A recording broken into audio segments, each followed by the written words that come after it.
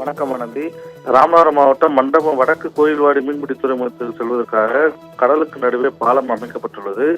இந்த பாலம் சுமார் 5 ஆண்டுகளும் ஆனதால் மிகவும் பழுதடைந்து மோசமான நிலையில் இருந்து வருகின்றது. இந்நிலையில் இந்த பாலத்தை அப்புறப்படுத்திவிட்டு புதிய பாலம் அமைக்க அப்பகுதி மீனவர்கள் அரசுக்கு கோரிக்கை விடுத்து வந்தனர். தொடர் கோரிக்கையின் ஒரு பகுதியாக இதுவரை அந்த கோரிக்கையானது நிறைவேற்றப்படாமல் இருந்து வந்தது.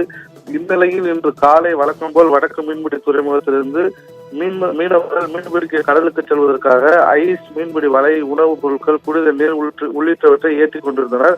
அப்போது மீன்பிடிக்க செல்லும் மீனவர்களுக்காக குடிநீர் கொண்டு வந்த மினி சரக்கு வாகனம் ஒன்று பாலத்தில் வந்தபோது திடீரென பாலத்தில் பள்ளம் ஏற்பட்டு அந்த வண்டியானது குப்புற கடலுக்குள் கவிழ்ந்தது.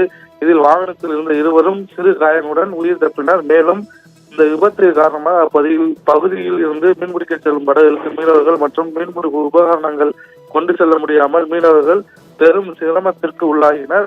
தொடர்ச்சியாக பலமுறை இந்த பாலத்தை இடித்துவிட்டு புதிய பாலம் கட்டித்தர வேண்டும் என்று அரசுக்கு மீனவர்கள் கோரிக்கை விடுத்திருந்த போதிலும் அந்த கோரிக்கை நிராகரித்ததன் காரணமாகவே இந்த விபத்து நடந்துள்ளது. மேலும் இந்த விபத்தில் அதிர்ஷ்டவசமாக உயிர் தப்பியிருந்தாலும் இது போன்று இனிமேல் எந்த ஒரு விபத்தும் நடக்காமல் இருப்பதற்காகவும் உயிர் சேதங்கள் ஏற்படாமல் இருப்பதற்கு புதிய பாலத்தை அமைக்க வேண்டும். தற்போது சேதமடைந்த இந்த பாலத்தை இடித்து அப்புறப்படுத்த வேண்டும் என மீனவர்கள் கோரிக்கை விடுத்துள்ளார்கள்.